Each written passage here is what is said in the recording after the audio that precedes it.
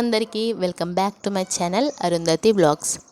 ఈ వీడియోలో chicken nuggets ఎలా చేసుకోవాలో నేర్చుకుందాము. వీడియోని స్కిప్ చేయకుండా పూర్తిగా చూడండి. చికెన్ నగెట్స్ని చేసుకోవడానికి మెయిన్ ఇంగ్రీడియంట్ బ్రెడ్ క్రమ్స్ అన్నమాట. సో ఈ బ్రెడ్ క్రమ్స్ ఎలా ప్రిపేర్ చేసుకోవాలో నేను ఆల్రెడీ ఒక వీడియో తీసి మన ఛానల్లో పోస్ట్ చేశాను. ఇంకా ఎవరైనా చూడని వాళ్ళు ఉంటే వెళ్ళి చూసేసేయండి. So bread crumbs, chicken, boneless chicken and egg ఉంటే సరిపోతుంది.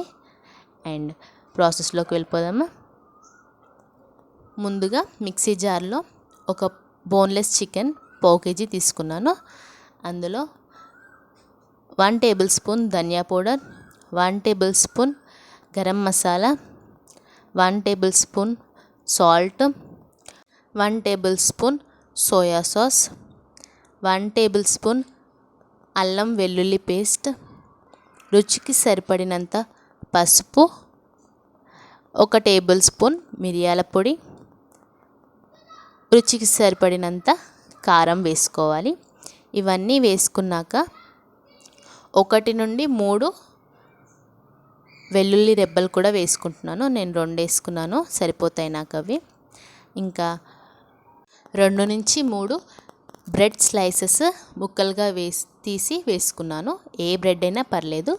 ఇవన్నీ కలిపి మిక్సీ పట్టేసుకోవాలి. నేను చూపించిన కన్సిస్టెన్సీలో మనకి మిశ్రమం అనేది రెడీ అవ్వాలి. సో చికెన్ మొత్తం పేస్ట్ అయిపోయింది. అక్కడ మనము ఎక్స్ట్రా వాటర్ పోయాల్సిన పని కూడా లేదు.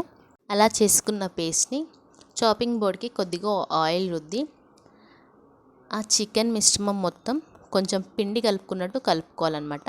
ఆయిల్ రుద్ది మనకి మంచిగా మిక్స్ అవుతుందన్నమాట. సో మీకు నచ్చిన షేప్లో కట్ చేసుకోండి. నేను ఇక్కడ అంతా ఫ్లాట్గా చేసి స్క్వేర్ షేప్లో కట్ చేసుకున్నాను. అండ్ బ్రెడ్ క్రమ్స్ ఇంకా ఒక ఎగ్ని బీట్ చేసి పక్కన పెట్టుకుంటున్నాను.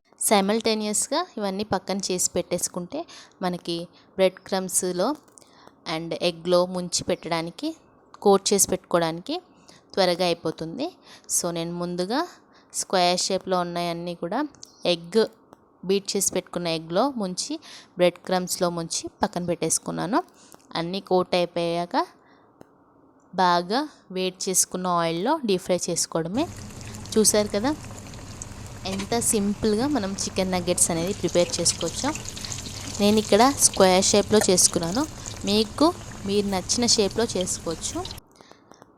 చూసారు కదా ఎంత సింపుల్గా మనం చికెన్ నగెట్స్ ఇంట్లోనే ప్రిపేర్ చేసుకోవచ్చు.